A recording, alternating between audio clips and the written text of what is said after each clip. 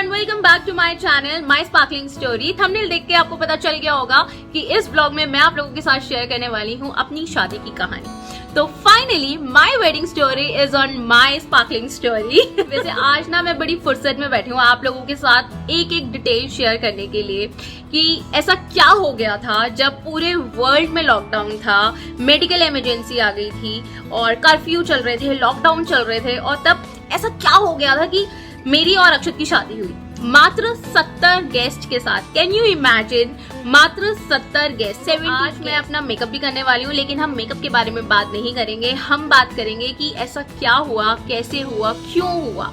क्योंकि आज भी जब मेरी और अक्षत की शादी के बारे में बात होती है ना, तो हमारे नियर एंड डियर वंस के ना चेहरों पे क्वेश्चन मार्क है। मतलब they are still not aware कि क्या सिचुएशंस हो गई थी। उन्हें इस बारे में कोई आइडिया नहीं है। सबको अपनी अपनी थ्योरीज पता है, सबको अपने अपने रीजंस पता है, लेकिन एक्चुअली में क्या हुआ था, क्या वैलिड पॉइंट्स थे, किसी को कुछ नहीं पता। और स्पेशली ये वीडियो उन एक आंटी के लिए भी है जो हम सबकी फैमिली में होती हैं और जिनको पास्ट प्रेजेंट फ्यूचर ऐसे ही पता चल जाता है अपनी आंखें बंद करके। तो उनकी अपनी ही थ्योरी होती है, उनको कुछ लेना देना नहीं है कि एक्चुअल में सिचुएशन क्या है। उनको सिर्फ इतना पता होता है कि जो उन्हें सोचना है वही उनकी कहानी है। तो ये स्पेशली वीडियो उनके फैलाए हुए र्यूमर्स के लिए भी है, आप सबके क्वेश्चंस के लिए भी है और एक क्लैरिटी देने के लिए भी है। तो वीडियो को स्टार्ट। 4 फरवरी 2020 को हमारा हुआ था रोका, ठीक है। और उसके अंदर सबसे बड़ा एक पॉइंट था कि जो ग्रूम साइड थी, मतलब अक्षत की फैमिली, वो थी मथुरा से और जो ब्राइड साइड मतलब मेरी फैमिली थी दिल्ली से। तो एक मथुरा के लड़के की दिल्ली की लड़की से शादी होने जा रही थी। और एक डिस्कशन के बाद कुछ ऐसी चीजें सामने आई कि हम लोगों ने 2 फंक्शंस इन टोटल होस्ट करने थे और उन 2 फंक्शंस में से एक था सगन, जिसमें एंगेजमेंट सेरेमनी मतलब जो रिंग सेरेमनी वाला फंक्शन होता है, और दूसरा था शादी। तो जो सगन का फंक्शन था वो होस्ट करना था ग्रूम साइड को और शादी जो होस्ट करनी थी वो करनी थी ब्राइड साइड को होस्ट। नॉर्मली ऐसा ही होता है। तो क्या हुआ, एक डिस्कशन के बाद एक चीज सामने आई कि जो शादी की गेस्ट लिस्ट है सिर्फ और सिर्फ ग्रूम साइड की, वो थी समवेयर 700 गेस्ट, सिर्फ ग्रूम साइड के।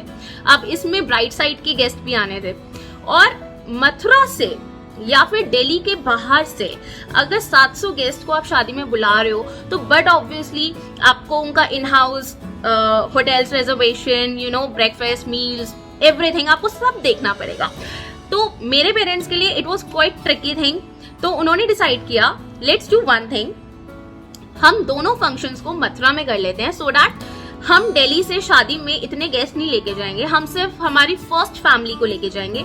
फर्स्ट फैमिली में जैसे आ जाते हैं मेरे ताया, चाचा, मासी, मामा, बुआ, देन उनके बच्चे एंड ऑल, ठीक है। तो शादी में ब्राइड साइड से सिर्फ इतने लोग जाएंगे जो टोटल आई गेस 100 से भी कम थे और जो फ्रेंड सर्कल मेरे पेरेंट्स का था।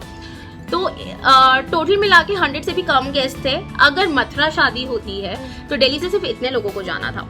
तो एक डिस्कशन के बाद ये चीज फाइनल हो गई कि ठीक है, हम दोनों ही फंक्शंस वहां करेंगे और हम चीजों को सॉर्ट कर लेंगे, क्योंकि इतने लोगों को मथुरा से दिल्ली ट्रैवल कराना, देन उनके अरेंजमेंट्स करना, काम में काम बढ़ाना हो जाएगा। और फिर हुआ कुछ ऐसा कि मेरी फैमिली ने एक डिसीजन लिया कि हम शादी में सिर्फ अपनी नियर एंड डियर फैमिली को लेके जाएंगे। तो हमें एक फंक्शन मेहंदी और संगीत का दिल्ली में होस्ट करना पड़ेगा, जिसमें हम अपने सारे रिलेटिव्स को, जिसमें मतलब मेरे फर्स्ट कजन्स हो गए, मेरे मदर के फर्स्ट कजन्स, मेरे फादर के first cousins, then you know उनकी फैमिली, जितने भी हमारे बड़े सारे हैं, वो मेहंदी और संगीत के फंक्शन में आएंगे। सो क्या होगा कि कोई ये नहीं बोलेगा कि शादी करी और बुलाया भी नहीं। सो दैट एक पूरा दिल्ली में फंक्शन होस्ट होगा जो मेरे पेरेंट्स करेंगे दिल्ली में संगीत का और मेहंदी का, जिसमें हमारे सारे रिलेटिव्स आ जाएंगे। और फिर उसके बाद हम अपने कुछ जो फर्स्ट फैमिली होती है उनको लेकर मथुरा जाएंगे सो दैट हम वहाँ पे वो शादी का फंक्शन। बड़ी चीज आती है अब, एक चीज जिसने मेरा दिमाग घुमा दिया। पता है क्या होता है, जब बेटी की शादी होनी होती है तो फैमिलीज के दिमाग में कुछ कुछ वेन्यूज होते हैं कि हम यहाँ शादी करेंगे, लड़की के दिमाग में कुछ वेन्यूज होते हैं हम यहाँ शादी करेंगे। तो जहाँ पे मेरी फैमिली ने और मैंने एक वेन्यू को शॉर्टलिस्ट किया हुआ था वो था Vilasa by Ferns and Petal. It was a beautiful venue, though it is a beautiful venue. तो उस टाइम पे ये वेन्यू हमारा शॉर्टलिस्टेड था कि हमने शादी यहाँ करनी है। तो पहला झटका मुझे ये लगा था कि एक फर्न्स एंड पेटल की प्रॉपर्टी को छोड़कर एक दूसरा मथुरा और वृंदावन में किसी लॉन को लेके देन इवेंट मैनेजमेंट की टीम हायर करके देन उसको उस लेवल का बनवाना बिल्कुल पॉसिबल, एग्जैक्ट पॉसिबल तो बिल्कुल भी नहीं था, लेकिन हाँ काफी हद तक एक वो एक स्टैंडर्डाइजेशन हो जाती। तो मेरे लिए जो पहला झटका था वो ये था कि जो मेरे ड्रीम्स थे, जो मेरी डिजायर थी, जैसे मेरी फैमिली ने मेरी शादी के बारे में सोचा था, पहली चीज वो बिल्कुल नहीं हो रही थी। ठीक है, बिल्कुल उससे ऑपोजिट हो रहा था। एक्चुअली फर्न्स एंड पेटल्स की प्रॉपर्टीज जितनी भी दिल्ली के अंदर है, you guys know about it, मतलब दे डिमांड्स अ ह्यूज प्राइस, और इतनी बड़ी प्रॉपर्टी को सिर्फ एक मेहंदी और संगीत के लिए करना doesn't make any sense, right. फिर मैंने अक्षत को बोला कि यार ये तो मतलब बिल्कुल ही मेरी एक्सपेक्टेशन से डिफरेंट हो रहा है और पता नहीं कैसा अरेंजमेंट होगा, कैसा नहीं होगा, और I am not happy about it. तो अक्षत ने मुझे बोला तू टेंशन ना ले, और यहाँ की इवेंट की जितनी भी टीम है उसको मैं हैंडल कर रहा हूँ, और तू मुझे सिर्फ और सिर्फ अपने पिक्चर शेयर कर, वो प्रॉपर्टी कैसी है कैसी नहीं है। लेकिन समहाउ मुझे अक्षत ने कन्विंस कर लिया कि जो हमारी इवेंट की टीम है वो उस पंडाल को या फिर उस लॉन को बिल्कुल ऐसा ही कुछ डेकोरेट करेगी। तो एक मोमेंट बाद आई वाज लाइक ओके ठीक है, सारी चीजें पूरी नहीं होती अगर वेडिंग वेन्यू मेरा वाला या मेरी फैमिली वाला नहीं है, बट चलो कोई बात नहीं, उसके साथ हम थोड़ा सा कॉम्प्रोमाइज कर लेंगे। समवेयर 14th फरवरी को 15th फरवरी के आसपास हमारा जो वेन्यू था, वेडिंग वेन्यू, वो डिसाइड हो गया और डेट निकली 26 अप्रैल। ठीक है, तो ये वेन्यू डिसाइड हुआ और वृंदावन में एक होटल है ओमैक्स, तो उसी होटल के नीचे एक लॉन है और वहां पर हमारा पूरा अरेंजमेंट होने वाला था शादी का और सगन का। देन उसके बाद कुछ पिक्चर शेयर्स हुए इवेंट कंपनी के तरफ से। Then I was like pretty sure कि ठीक है, इतना माड़ा भी नहीं होने वाला है और मतलब इतना लो ग्रेडेड भी नहीं होगा, बट हाँ अच्छा होगा। लेकिन जो एक एक्सपेक्टेशन थी वो चीज नहीं मिलेगी, बट या समवेयर एक अच्छा मैनेजमेंट टीम वहां पे काम करेगी तो चीजें अच्छी चल ही रही थी। तो मेरी फैमिली ने, जैसे मैंने आपको बताया कि हम लोगों ने दिल्ली के अंदर भी एक फंक्शन रखना था, होस्ट करना था, तो उसके लिए हमारे एक रिलेटिव हैं, उनके थ्रू सारी बुकिंग्स होनी थी। Actually he is into wedding invitation cards, gifts and everything. तो मेरी शादी के जितने भी वेडिंग गिफ्ट्स जाने थे, वेडिंग कार्ड बनना था, वो सब उन्हीं के थ्रू बनना था। और शादी 26 अप्रैल की डिसाइड हुई थी, तो कहीं ना कहीं हमें ये आइडिया था कि हमें 22 मार्च तक, मतलब एंड ऑफ मार्च तक हमें हमारे हाथ में सारी चीजें चाहिए, सो दैट हम लोग उसका डिस्ट्रीब्यूशन स्टार्ट। अगर शादी 1 महीने बाद है तो आप उससे 2 महीने 3 महीने पहले तो इनविटेशन देना स्टार्ट नहीं करते ना। अप्रोक्सीमेटली एक टाइम फ्रेम के अंदर इनविटेशंस का डिस्ट्रीब्यूशन होता है, इनवाइट्स भेजे जाते हैं। But there are some stupid fools in our family, in our surroundings. उनके हिसाब से शादी का जो इन्विटेशन है वो 2 महीने पहले दिया जाता है। तो एज यूजुअल ये काफी सारी चीजें बीच बीच में निकल कर रही कि इन्होंने तो हमें बुलाना ही नहीं था, इनका तो प्री डिसाइडेड था कि इन्होंने शादी 70 लोगों में कर दिया। मतलब आर यू गाइज सीरियस? ऐसे कौन से पेरेंट्स हैं जो इतना खर्च करने के बाद ये डिसाइड करेंगे कि सिर्फ उनको 70 लोगों में शादी करनी है? मतलब इसका कोई पॉइंट बनता है? कोई पॉइंट नहीं बनता इसका। अब एक चीज होती है जिसपे हमें जेन्युइनली उस टाइम पे ध्यान देना चाहिए था, लेकिन हमने उसे बहुत ही कैजुअल लिया, क्योंकि कहते हैं ना, ऐसा कभी कुछ सोचा ही नहीं था सपने में कि ऐसा भी हो सकता है। तो हुआ कुछ ऐसा, एंड ऑफ फरवरी में मेरी फैमिली ने उनको, मेरे जो एक रिलेटिव है उनसे बोला कि आप हमारी इस डेट की बुकिंग करा दो, लाइक हम लोग एक फंक्शन होस्ट करना चाहते हैं दिल्ली के अंदर, आप ऐसे ऐसे हमारी बुकिंग करा दो, आप ये हमारे इनविटेशन कार्ड्स प्रिंट करा दो, ये हमारे इनविटेशन के साथ जो गिफ्ट जाने आप वो रेडी करा दो। तो उस टाइम पे just because of his business उनके कुछ इंटरनेशनल लिंक्स थे, जिससे एक र्यूमर उनको पता था कि कुछ ऐसा होने वाला है जिससे कोई भी ना शॉप ओपन होगी ना मार्केट ओपन होगा, मतलब सब कुछ रुक जाएगा। तो उन्होंने हमें क्लियरली नहीं बोला, उन्होंने हमें सिर्फ एक हिंट दिया। उन्होंने मेरी मम्मा को यही बोला कि आप अब थोड़ा सा वेट करो, और जहां तक वेडिंग कार्ड्स की बात है आप टेंशन मत लो, आपने जब उनको वेडिंग इनवाइट्स को देना होगा, आप अगर मुझसे 4 दिन पहले 5 दिन पहले भी बोलोगे ना, तो मैं आपको 2 दिन के अंदर रेडी करके दे दूंगा, आप उसकी टेंशन मत लो। लेकिन फॉर गॉड सेक आप कहीं पर भी बुकिंग अमाउंट मत दो। लेकिन उस टाइम तक एक ह्यूज अमाउंट हमारे वेडिंग के लिए जा चुका था।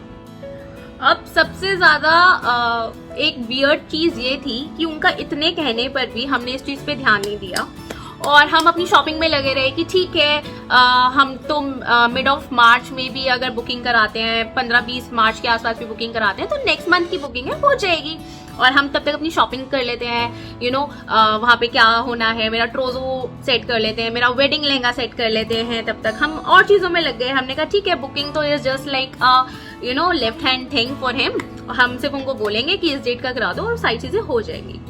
हमें नहीं पता था कि भगवान की कुछ और ही मर्जी है।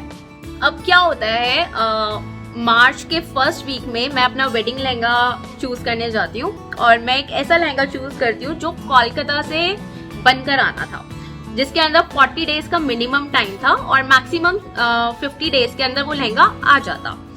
तो मुझे ये था कि मेरी शादी से पहले मेरा लहंगा मुझे मिल जाएगा, क्योंकि हमारे पास पूरा मार्च का था 30 डेज का ग्रेस, देन हमारे पास अप्रैल के भी 20 डेज थे। तो हमें पता था कि लाइक मेरा लहंगा मेरे पास आ जाएगा, तो कोई दिक्कत वाली बात नहीं है। और मैंने उस लहंगे को फाइनल कर लिया, ओके कर लिया, एडवांस वगैरह सारा कुछ दे दिया और हम लहंगे वाले काम से, ये ऊपर कंस्ट्रक्शन हो रही है तो आपको ऐसी आवाजें आती रहेंगी, ठीक है जी। तो हमारा जो लहंगे वाला काम था, एक ब्राइड के लिए सबसे इम्पोर्टेंट वाला जो काम था, वो हमारा फाइनल हो गया और हम फिर शांति से बैठ गए। ठीक है, ट्रोजो की धीरे धीरे सारी तैयारियां चल रही थी, सब कुछ हो रहा था, चीजें धीरे धीरे क्लियर होती जा रही थी, हम शॉपिंग पे शॉपिंग करे जा रहे थे। देन कुछ ऐसा होता है जिसने हमारे होश उड़ा दिए। I still remember it was 15th मार्च। तो मेरी फैमिली ने फिर से मेरे रिलेटिव को कॉल किया कि सी अब तो अप्रॉक्सीमेटली महीने का ही टाइम है और आप हमारी बुकिंग करा दो, ठीक है, हमें मेहंदी और संगीत का फंक्शन करना है, आप हमारी बुकिंग करा दो। क्योंकि फिर आपको क्या होता है, अगर आप ज्यादा डिले करते हो तो फिर मैं वेडिंग के वेन्यू से तो वैसे ही कॉम्प्रोमाइज करी थी, तो मैं नहीं चाहती थी कि मैं अपने मेहंदी वाले वेन्यू से भी कॉम्प्रोमाइज करूँ, तो मुझे वो वेन्यू चाहिए था।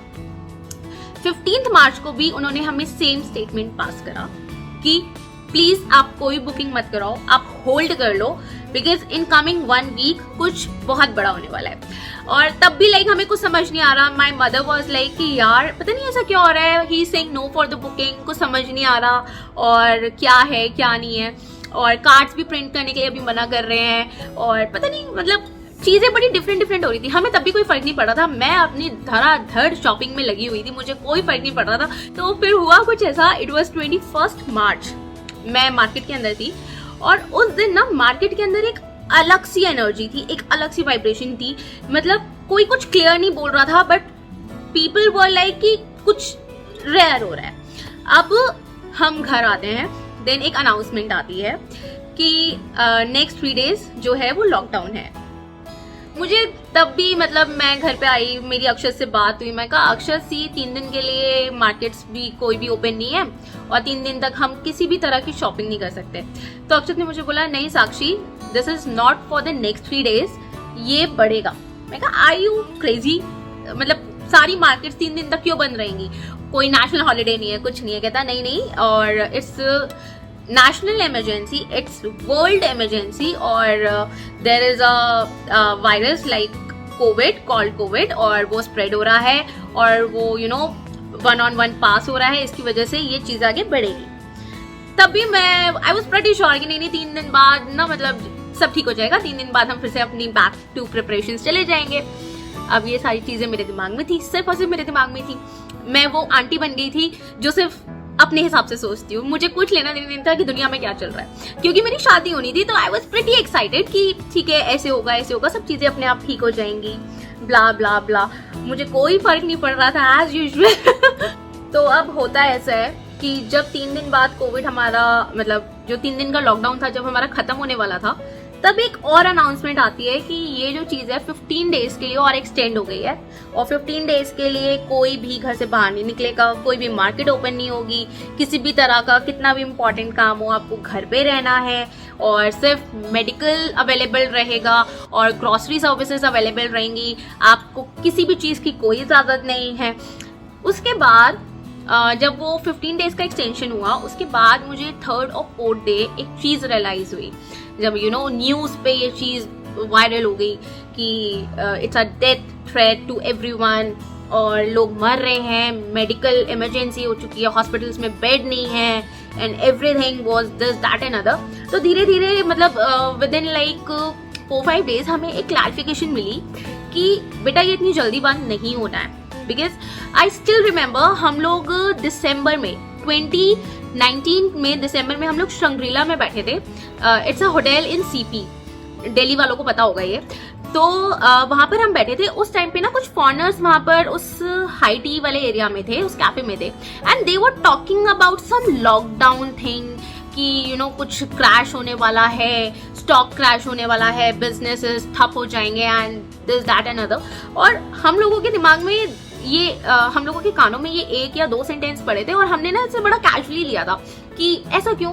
और उस टाइम पे पूरे होटल में दे वर द ओनली वंस जिन्होंने मास्क वेयर कर रखा था। और यू नो जो फॉरेनर्स होते हैं उनका एक लाइफस्टाइल होता है मास्क को कैरी करना। तो हमारे लिए कुछ वियर्ड नहीं था क्योंकि हम लोग नॉर्मली मास्क कैरी नहीं करते, but if we talk about foreigners तो वो मास्क कैरी करते हैं। हमें समझ ही नहीं आया था कि इतना क्यों यू नो प्रिकॉशंस ले रहे हैं या ऐसा कुछ। हमने इस चीज को बड़ा नॉर्मल लिया। और जब हमने उस चीज को न्यूज पर देखा तब हमने वो जो 4 महीने पहले एक इंसिडेंस हमारे साथ हुआ था शंग्रीला में, हमने उसको कहीं ना कहीं रिलेट किया कि अच्छा they were talking about the same thing जो चाइना में हो रहा था, या फिर कुछ ऐसा यू नो वायरस है जो इस तरह से स्प्रेड हो रहा है। उसके बाद एक चीज क्लियर हुई कि बेटा ये इतनी जल्दी ऐसे खत्म नहीं होने वाला। अब हमें पेशेंटली जब तक ये सब कुछ चल रहा है हमें घर पे बैठ के वेट करना है। अब एक चीज तो क्लियर हो गई थी जैसे जैसे लॉकडाउन एक्सटेंड हो रहा था कि जो शादी है वो 26 अप्रैल को ही हो, ये जरूरी नहीं है, मतलब कुछ भी हो सकता है। मेरी मदर को तो लग रहा था कि नहीं सब ठीक हो जाएगा, अगर 1 हफ्ते पहले भी लॉकडाउन यू नो ओपन हो जाता है, सब कुछ ठीक हो जाता है, तो हम 26 को एज इट इज जैसे शादी कर रहे थे कर देंगे।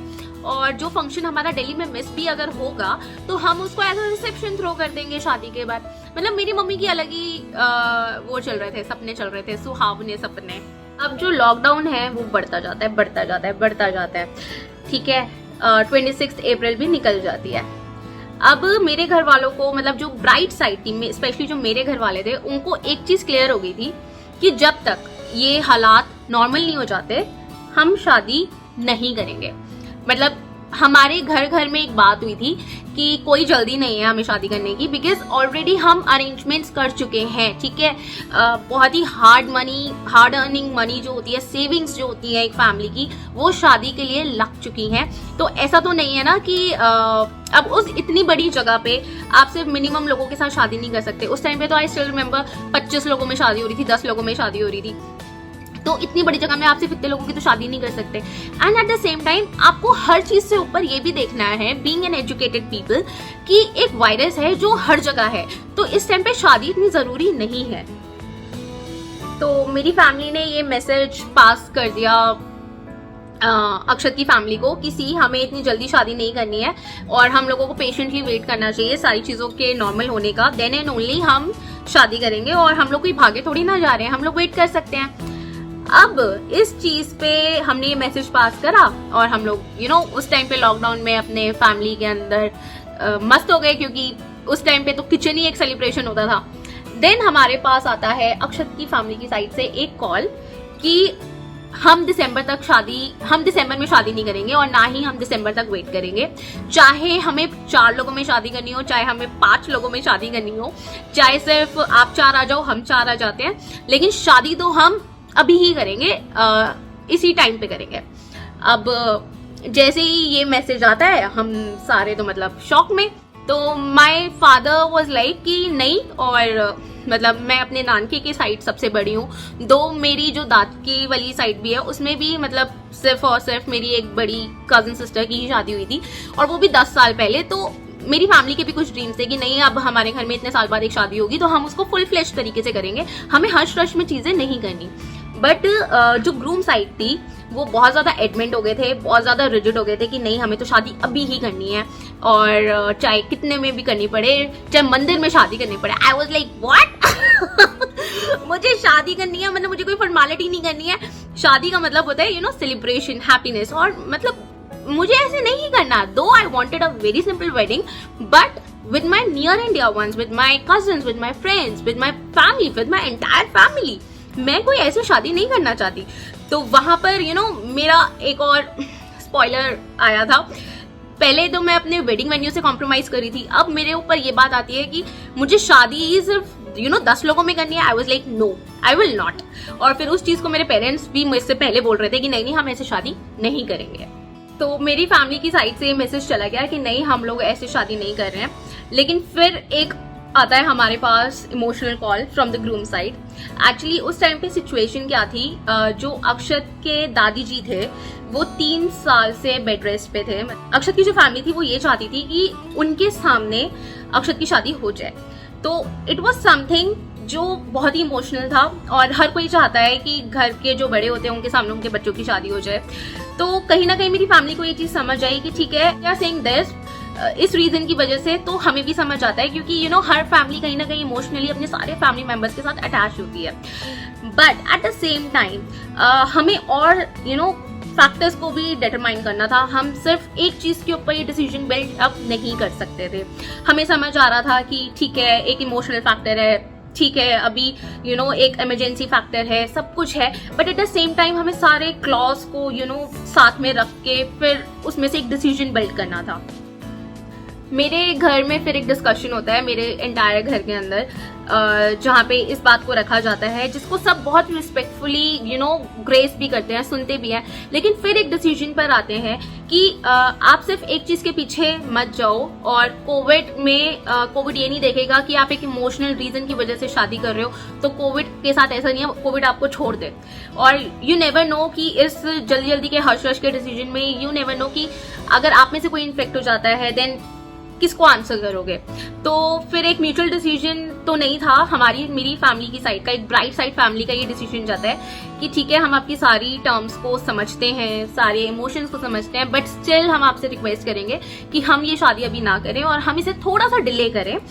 बट डेस्टिनी को कुछ और मंजूर था। उसके बाद फिर एक और डिस्कशन होता है। उसके बाद ये चीज सामने आती है कि नहीं हम तो शादी अभी ही करेंगे। और मेरी फैमिली मतलब मेरे पेरेंट्स मुझे बोलते हैं बेबी गेट रेडी, और जैसे ही हमारा ये जो लॉकडाउन है ये काम होगा हम शादी कर देंगे। और उस टाइम पे जितने नंबर ऑफ लोगों में शादी अलाउड होगी हम उतने नंबर ऑफ गेस्ट में वो शादी करेंगे। यहाँ पे मेरे लिए आता है एक और स्पॉइलर कि मतलब ये हो क्या रहा है मेरे साथ। मतलब बीइंग अ ब्राइड मुझे किसी भी तरह की ना कोई एक्साइटमेंट हो रही थी, ना मुझे किसी भी चीज तरह की कोई खुशी हो रही थी।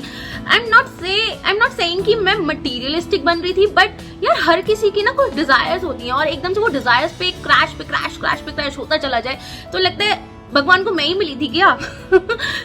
अब फाइनली उस टाइम पे चल रहा था दिल्ली के अंदर कर्फ्यू। तो दिल्ली के अंदर आप किसी भी होटल को बुक नहीं कर सकते थे। दिल्ली के अंदर किसी भी होटल को बुक करना रेस्ट्रिक्ट कर दिया गया था, बिकॉज मोस्टली जितने भी 5 स्टार्स थे उन सबको मेडिकल बेड्स में कन्वर्ट कर दिया गया था। तो हमारे पास एक डिसीजन आता है, एक हम लोगों का म्यूचुअल डिसीजन होता है। फोनी कॉन्वर्सेशन ही चल रही थी उस टाइम पे, क्योंकि स्टेट बॉर्डर्स भी सील थे। मतलब अगर आपको एक स्टेट से दूसरे स्टेट में जाना है तो आपको एक पास की जरूरत पड़ती थी। नंबर ऑफ पीपल जितने लोग ट्रैवल कर रहे हैं उसके लिए भी एक पास चाहिए और सब कुछ। तो एक डिसीजन आता है ठीक है हम एक काम करते हैं, दिल्ली के अंदर तो इट्स नॉट अलाउड, और मथुरा के अंदर एज सच कोई 5 स्टार नहीं था उस टाइम पे, और मतलब कोई सेंस नहीं बन रहा था। तो हम लोगों ने डिसाइड किया कि चलो एक काम करते हैं, एरोसिटी चलते हैं। वहां पे एक होटल है प्राइड प्लाजा। तो वहां पे मैं मेरी फैमिली के साथ गए, हम लोगों ने सारी बुकिंग्स करी, सब कुछ करा, हम लोग एडवांस देकर आ गए। एंड इट वाज डिसाइडेड उस टाइम पे 50 लोगों के अंदर शादी हो रही थी। 50 number of PACS were available at that time. जब हमारा जो थोड़ा लॉकडाउन था वो काम हो गया था, थोड़े थोड़े से ग्रेस मिलने शुरू हो गए थे, ठीक है, थोड़ी थोड़ी मार्केट ओपन होनी स्टार्ट हो गई थी ऑल्टरनेटिव डेज पे। तो धीरे धीरे ना चीजें आई वोंट से कि बेटर हो गई थी, लेकिन हाँ थोड़ा थोड़ा सा ना लूज होनी शुरू हो गई थी, जो एक रिजिडनेस आई हुई थी। तो हम लोगों ने एरोसिटी का वो प्राइड प्लाजा होटल बुक कर लिया। ठीक है जी, अब कहीं ना कहीं मैंने अपने दिल पे पत्थर रखा, मैं कोई बात नहीं साक्षी, शायद डेस्टिनी में यही हो और लेट इट बी, ठीक है कोई बात नहीं, लड़का तो अपनी पसंद का है ना, तो कोई बात नहीं शादी कर लेते हैं। उसके बाद हमारे सामने आती है एक और मुसीबत एक और स्पॉइलर। जिस दिन हम बुकिंग कर आए हैं, जिस दिन हम एडवांस देकर आए हैं, सब कुछ कर आए हैं, उसके 2 दिन बाद एक हमारी गवर्नमेंट डिसीजन लेती है कि जितने भी थ्रू आउट एरोसिटी के भी होटल है और वो भी मेडिकल बेड्स में कन्वर्ट होंगे, तो शादी वहां पे भी पॉसिबल नहीं है। ठीक है जी। तो अब हम एडवांस वहां भी दे चुके थे। जेन्युइनली जितनी भी मेरे पेरेंट्स की हार्ड एंड इनकम थी ना, मनी जो मेरी शादी के लिए रोकी गई थी, वो पानी की तरह बह जा रही थी। हर जगह पे एडवांस जा रहे थे, लेकिन कहीं पे भी ना वो मैच्योर नहीं हो पा रहे थे। मतलब पैसे यहाँ भी दे दिए, यहाँ भी दे दिए, यहाँ भी दे दिए, ये सोच के कि चलो यहाँ कुछ हो जाएगा, यहाँ कुछ हो जाएगा, यहाँ कुछ हो जाएगा, बट कुछ नहीं हो रहा था। फिर मैंने उनसे बात की, मैंने कहा see I want refund at any cost. मुझे नहीं पता, मैं 2 महीने 3 महीने 4 महीने वेट नहीं करूंगी, आप मुझे अभी कभी रिफंड दो। Because at that point of time I was also seeing कि मेरे पेरेंट्स भी नहीं चाह रहे हैं अभी शादी करना, plus they are still you know trying their best कि किसी तरह से चलो अरेंजमेंट्स हो जाए, सब कुछ हो जाए। तो कुछ अजीब सा ही चल रहा था उस टाइम पे। उसके बाद मुझे प्राइड प्लाजा की तरफ से कॉल आता है कि मैम हम अभी आपको रिफंड नहीं करेंगे और आप एक काम करो, आप हमसे वाउचर बना लो, तो जब सारी चीजें काम डाउन हो जाएगी आप अपना स्टे ले सकते हो, कोई इवेंट यू नो ऑर्गेनाइज करवा सकते हो, ये करवा सकते हो, वो करवा सकते हो। आई was like I don't fucking care and I want my money back at any cost. मैंने सारे मैनेजमेंट को कॉल कर दिया, मेल्स पे मेल्स हिला दिया। मैंने आई डोंट इवन रिमेम्बर मैंने प्राइड प्लाजा के कितने चक्कर लगाए हैं उस कोविड वाली सिचुएशन के अंदर। मुझे सिर्फ ये था कि बस अब बहुत हो गया, बहुत मजाक हो गया, सारी चीजें हो गई, अब हम शादी नहीं कर रहे हैं, अब हम शादी दिसंबर में ही करेंगे। लेकिन अगेन चीजें कुछ और ही तरीके से होनी थी। उसके बाद मेरी फैमिली ने बोला कि ठीक है, और अब इट इज फाइनली डिसाइडेड, क्योंकि हमने अपनी तरफ से भी हर कोशिश कर ली है और शादी के लिए अरेंजमेंट्स ही नहीं हो पा रहे हैं, तो क्या घर में थोड़ी ना शादी कर लेंगे। और ठीक है, भगवान को भी शायद यही मंजूर होगा कि हम दिसंबर में शादी करें। दैट्स वाई हमारी हर जगह से बुकिंग जो है वो कैंसिल पे कैंसिल हुई जा रही है, पैसा बर्बाद हुई जा रहा है, चीजें सेट नहीं हो पा रही हैं। तो उसके बाद हमें फिर से ग्रूम साइड से कॉल आता है कि चाहे हमें मंदिर में शादी करनी पड़े, चाहे हमें किसी रेस्टोरेंट में शादी करनी पड़े, किसी कैफे में शादी करनी पड़े, हम शादी करेंगे। I was like no, now बहुत हो गया, ठीक है, सारी चीजें समझ आती हैं, लेकिन ऐसा कुछ नहीं है, शादी करनी है। मेरे parents were like, my you know मासी मामा नानी वर लाइक कि नहीं नहीं अब ऐसा कुछ नहीं होगा और सारी चीजों को समझो और किसी भी तरह की जल्दबाजी मत करो, ऐसा कुछ भी नहीं होगा और हम चीजों को ओके कर लेते हैं। ठीक है, बात वहां पे थोड़ी शांत हो जाती है।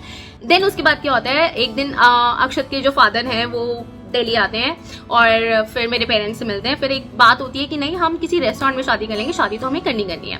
फिर मेरी फैमिली मुझे बोलती है कि बेटा शादी तो करनी पड़ेगी, and they are you know they have their own you know problems and all, कोई बात नहीं, और हम बाद में एक फंक्शन होस्ट कर देंगे, दिस दैट एंड अदर। उस टाइम पे मेरा वेडिंग लहंगा भी नहीं आया था, because I told you guys कि मेरे वेडिंग लहंगा कोलकाता से आना था, मेरे लहंगे का भी एडवांस किया हुआ था और it was quite heavy lehenga, I mean it is still quite heavy lehenga. और मैं किसी रेस्टोरेंट में वो लहंगा पहन के बैठूं और मैं शादी करूं, आई मीन मैं इमेजिन भी नहीं कर पा रही थी। तो मेरे तो आंसू निकलने शुरू हो गए थे, मतलब लड़की के आंसू निकलते हैं विदाई से कि वो अपने पेरेंट्स से दूर जा रही है, मेरे आंसू निकल रहे थे यार, क्या मतलब मुसीबत पल्ले पड़ गई है मेरे सर पे यू नो क्यों हो रहा है ये, मुझे शादी ही नहीं करनी, मुझे जेन्युइनली ऐसी फील आ रही थी। चलो फिर पेरेंट्स से बात हुई, मेरे पेरेंट्स ने मुझे समझाया कि नहीं बेटा कभी कभी यू नो डेस्टिनी में ये कुछ ऐसा है शायद, इसलिए ये चीजें हो रही हैं और आप इतना मत सोचो, और कोई बात नहीं, जो वेडिंग लहंगा हमने लिया है आप उसको मत वेयर करो रेस्टोरेंट में, आपके ट्रोजो में भी एक लहंगा हमने लिया है, आप उसको वेयर कर लेना। So it was you know quite pretty yellow lehenga और वो थोड़ा लाइट वेटेड है, जॉर्जेट का है, आप उसको वेयर कर लेना, कोई बात नहीं, होता है कभी कभी लाइफ में ऐसा, और अभी जैसा चल रहा है ना उसको एक्सेप्ट करो, सिचुएशन को कर्स मत करो। आई वाज लाइक चलो ठीक है, मतलब पेरेंट्स भी समझा रहे हैं एवरीथिंग ओके। अब अशोक विहार में एक रेस्टोरेंट था, वहाँ पे डिसाइड हुआ कि हम लोग 100 लोगों के अंदर वहाँ शादी कर लेंगे। रेस्टोरेंट ओनर मान गया कि ठीक है आप शादी कर लेना, और थोड़ा मतलब मुझे याद नहीं है उस रेस्टोरेंट का एग्जैक्टली नाम क्या था, बट ऐसा डिसेंट रेस्टोरेंट है इन अशोक विहार, तो वहाँ पे 100 पैक्स की इजिली गैदरिंग हो सकती थी। तो वहाँ पे सारी चीजें हो गई, वहाँ पे बुकिंग वाला सीन हो गया, प्लस उस टाइम पे बड़ा चल रहा था कि लाइव वेडिंग आप देख सकते हो, आपके साथ गेस्ट के साथ एक लिंक शेयर करा जाएगा, उसकी भी बात हो गई, फोटोग्राफर वगैरह डिसाइड करने लग गए, सब कुछ होने लग गया। ठीक है, अब अक्षत और उसके फादर जो दिल्ली आए थे वो सारे अरेंजमेंट्स वगैरह फाइनल हुए, देन दे वेंट बैक। अब उसके नेक्स्ट डे हमारे पास फिर एक कॉल आता है रेस्टोरेंट ओनर का कि मैं शादी नहीं होस्ट करवा सकता आप लोगों की यहाँ पे, बिकॉज पुलिस की बहुत ज्यादा स्ट्रिक्टनेस चल रही है, और किसी भी तरह से अगर किसी भी सिनारियो में ऐसा कुछ होता है तो हम सब जेल के अंदर जाएंगे। मतलब कैन यू बिलीव इट, शादी करने के चक्कर में जेल भी हो सकती थी उस टाइम पे।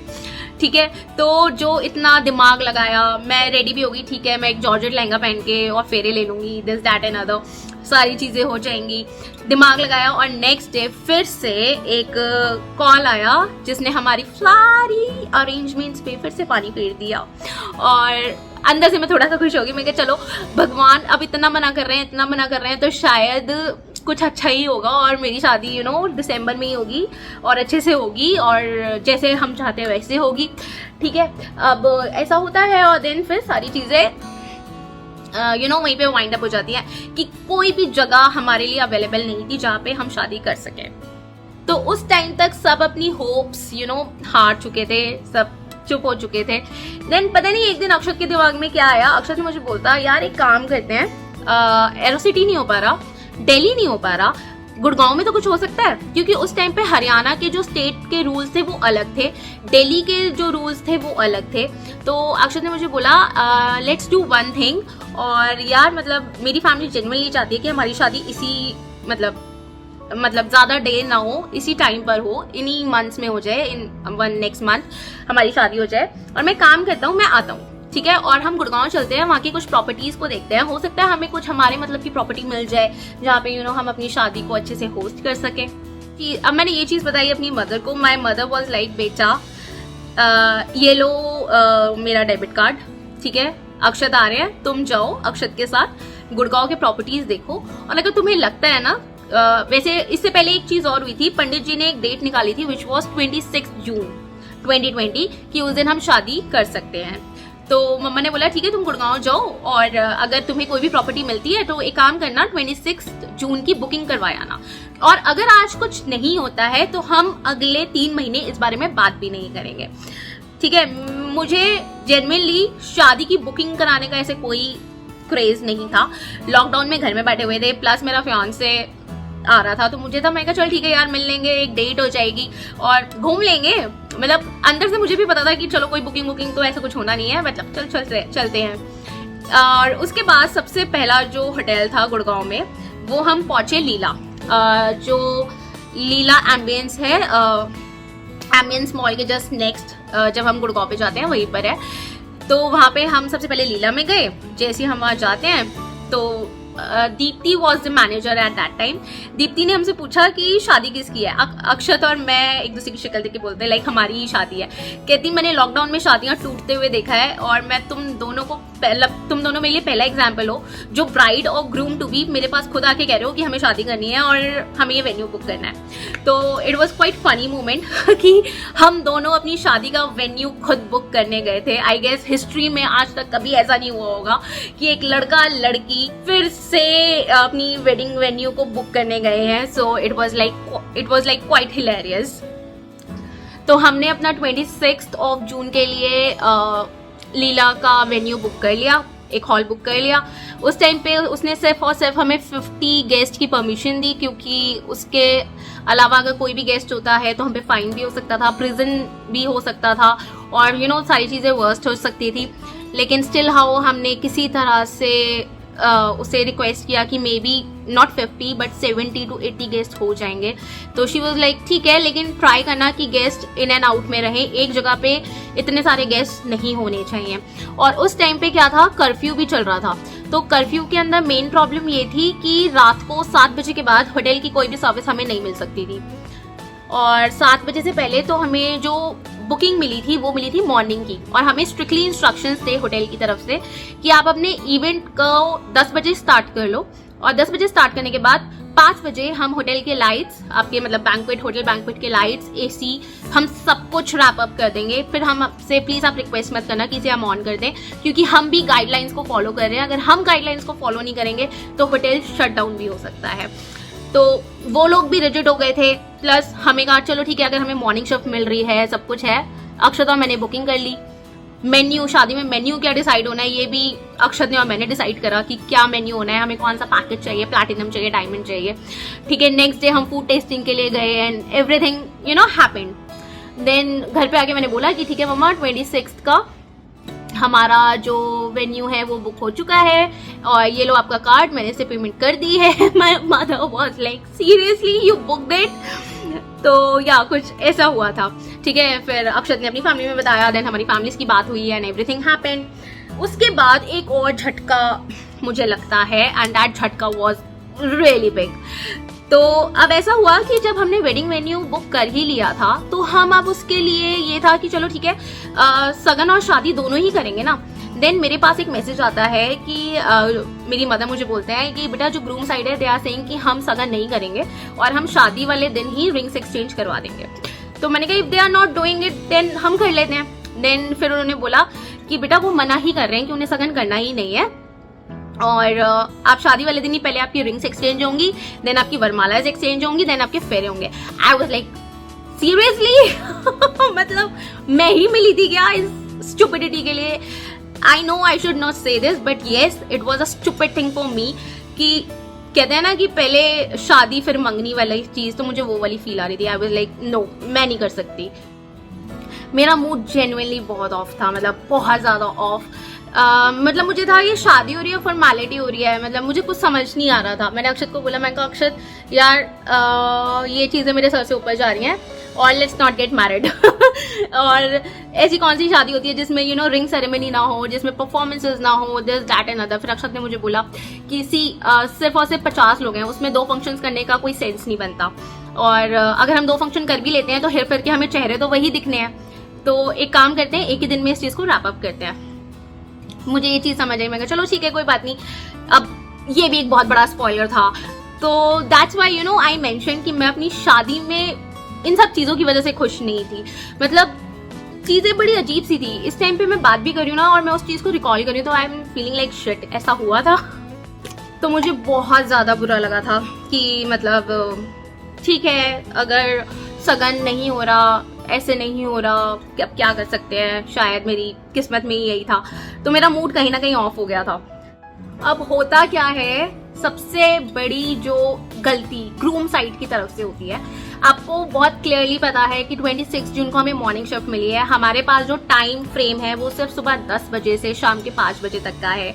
जून का महीना है, गर्मी एक्सट्रीम लेवल पे है, ठीक है। मैं सुबह 6 बजे होटल पहुंच जाती हूँ, मेरी सारी चीजें लेकर यू नो वहां पे मेरा मेकअप स्टार्ट हो जाता है सुबह 7 बजे और 9:30 बजे के आसपास मेरा मेकअप डन था क्योंकि 10 बजे जेन्युइनली हम लोगों ने सारी चीजों को स्टार्ट करना था। अब क्या होता है, मुझे ये चीज पता चलती है, मैं 10 बज गए, 11 बज गए, 11:30 हो गए, 12 हो गए। मैंने पूछा, मैंने कहा यार ये चीजें स्टार्ट क्यों नहीं हो पा रही हैं। देन फिर मुझे फोटोग्राफर में टीम में से एक बंदा आके बोलता है कि मैम ग्रूम साइड में तो कुछ भी तैयारी नहीं है और उनके तो गेस्ट ही नहीं आए। आई वाज लाइक सीरियसली, मतलब 50 लोगों की शादी में और मतलब टोटल मिला के जितने भी 70 थे, इतने लोगों की शादी के अंदर, इतने काम गेस्ट के अंदर भी कोई लेट हो सकता है जिसकी वजह से पूरा टाइम फ्रेम हमारा मिस हो रहा है। उस टाइम पे मैं गुस्से से मतलब आग बबूला हो गई थी क्योंकि मुझे पता था उस लहंगे में मैं डेक्ड अप थी और मुझे बिना एसी के फेरों में बैठना पड़ता। तो जिस चीज का डर था वही हुआ। मैं सुबह 9:30 बजे की रेडी हुई। मैं जब अपनी एंट्री करती हूँ वो बज रहे थे 3 आई गेस, 2:45-3 बज रहे थे और उसके बाद वो रिंग सेरेमनी वाली चीज जो फॉर्मेलिटी होनी थी वो हुई। देन उसके बाद थोड़े फोटो सेशन हुआ। हमारे फेरे समवेयर स्टार्ट हुए 4, 4:15 बजे और फेरे स्टार्ट मतलब अभी तो मतलब स्टार्ट ही हुए थे, इतनी देर में एसी बंद।